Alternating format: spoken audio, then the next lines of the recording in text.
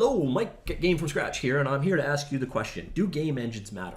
Now, given that 99% of you are either developers or aspiring developers, you're answering, yeah, of course they do. What a stupid question. Why the hell are we talking about this? And you know what? I would say 65% of my channel is about exploring game engines and the different game engines out there. And I agree completely. Game engines are a very important decision that developers are going to have to make. This isn't really a topic about that. What we're instead talking about is, do game engines matter to the end user?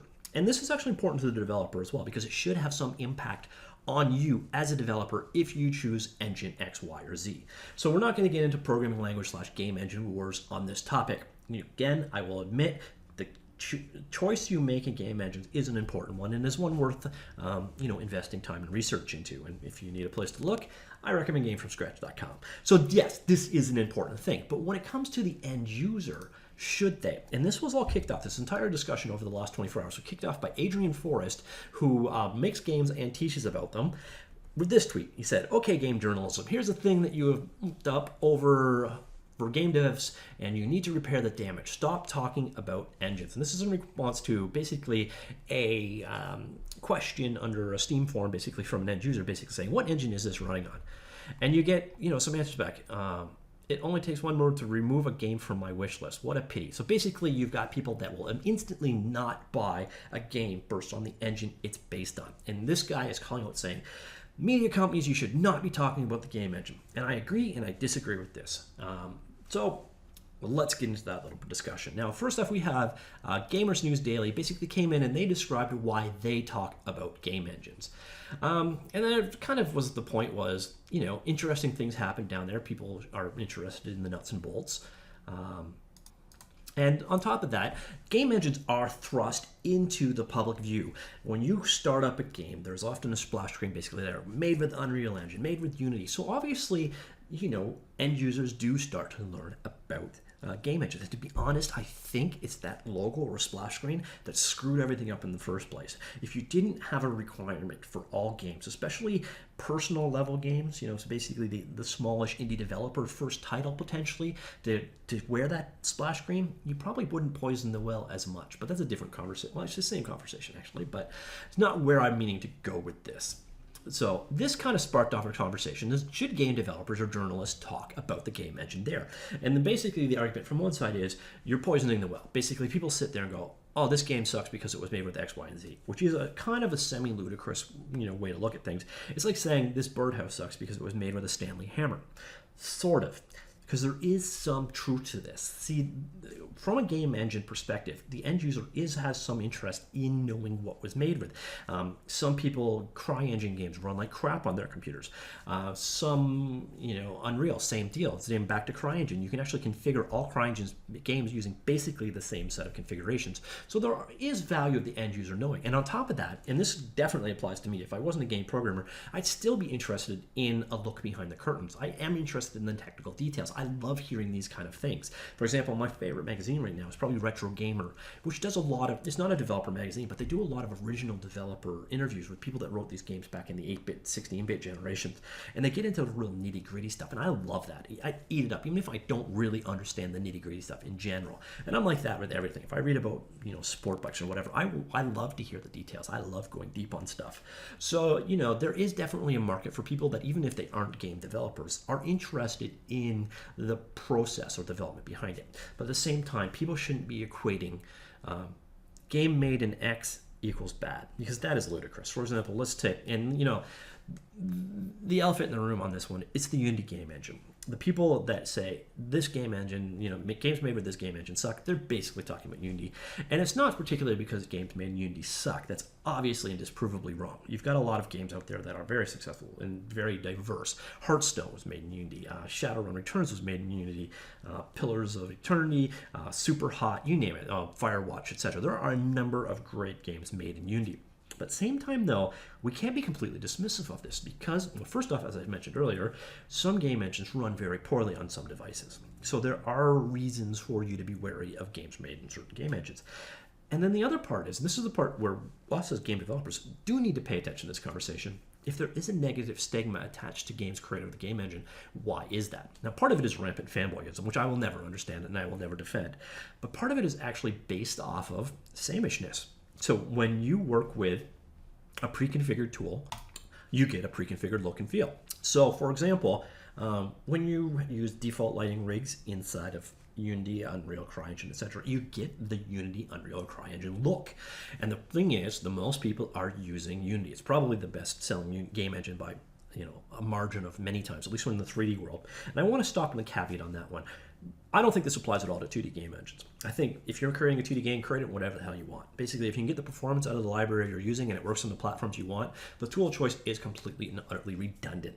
Because 2D games are more about the art. There's not as much calculation going on, and there's not, shaders calculating the physics property of light bouncing off of surfaces, etc. That is where the look and feel aspect comes in.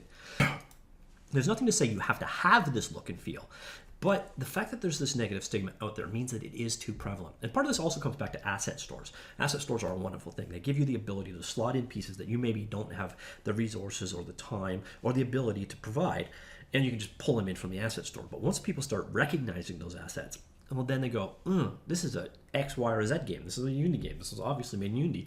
And, you're going to get that from Unreal as well. Its asset store is, growing in size and popularity, and you're going to get a sameness out of it. But mostly it does come down to the way that the default game is configured. And I would also say that, at least early on, it seems to be different as we move forward in time. But Unity and Unreal and CryEngine force a kind of workflow and design on your game. Now, obviously, you can work around this. When you look at a AAA game, for example, if you've gotten really into Unreal Engine, it's very, very first, third-person focused shooter behind the scenes. Obviously, you can create any kind of game with it, but you're pushing it into worlds it doesn't want to be in. And when you get into the world of CryEngine or Lumberyard, you're almost modding an existing game. So it is very first-person shooter focused. Now, obviously, you can get more out of it. For example, Star Citizen is created in first CryEngine and now Lumberyard.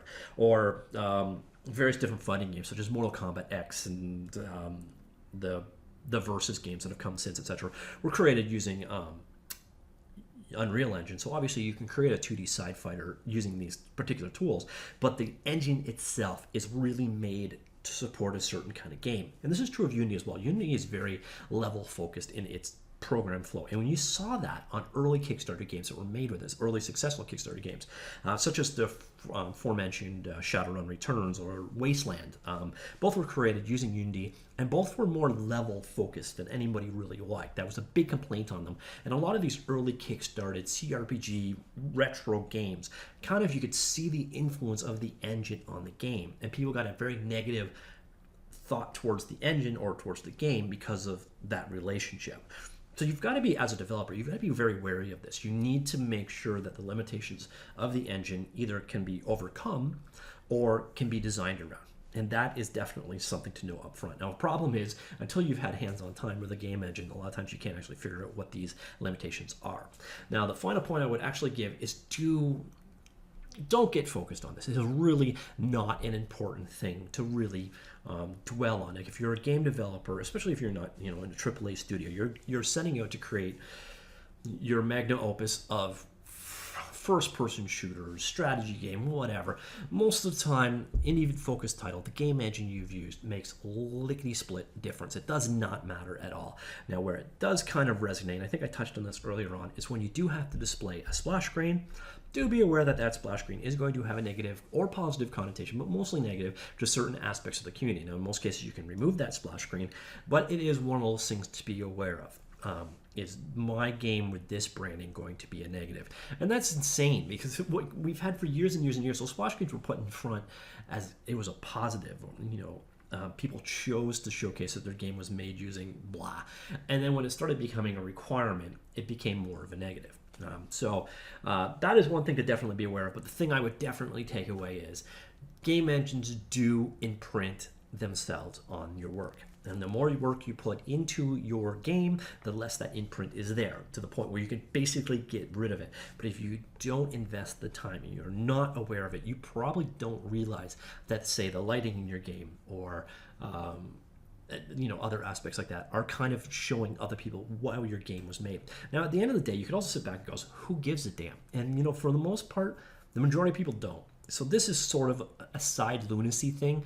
I don't think the community of people that are saying, I won't buy this game because it was made with X, Y, or Z is huge, but it is definitely out there. It's probably something you as a game developer should be aware of, and there is some merit to being phobic of certain game engines. So I can definitely understand their perspective. And you know what? This situation is only going to become more and more pronounced as we move towards, very established game engines that do more and more for you, because when they do that heavy lifting for you up front, they're taking away your imprint and putting in a little bit of their own. So the more we allow our game engine to do for us, the more recognizable the game engine is going to be to end users. Now, again, in a lot of cases, that's not going to mean a damn thing, but to some, it certainly is. Now, I do also think at the same time, Adrian is bang on here that this is something that this conversation should have never happened. Unless the game in question was, say, a AAA online shooter, this is not relevant. And people should not be focused on a game first based off what engine it's on. And that is not something we should be encouraging. So I do understand how this conversation started the conversation that it did. And I do understand the conversation itself. But I'm not so quick to just write off the game engine a game is made in. It doesn't matter. But it's not the world's most important thing. So anyways, that's my side in all this. I don't know if you have an opinion at all, if you care at all. Are you biased against certain game engines? Are you biased for certain game engines? Are you aware of the fingerprint a game engine puts on your actual game? And what do you do to get away from that? So it's kind of an interesting conversation, so I thought I'd throw this video up. I hope you enjoyed it. If you did, please do click the like and all that stuff. And once again, I do apologize about the lack of video content coming up. It's the summer. Hopefully things will get a little bit better soon. I am working on a Bowling with Godot video, should be up shortly, so stay tuned for that. We'll get back on the topic of using these game engines to create your games. All right, I will see you all later. Bye.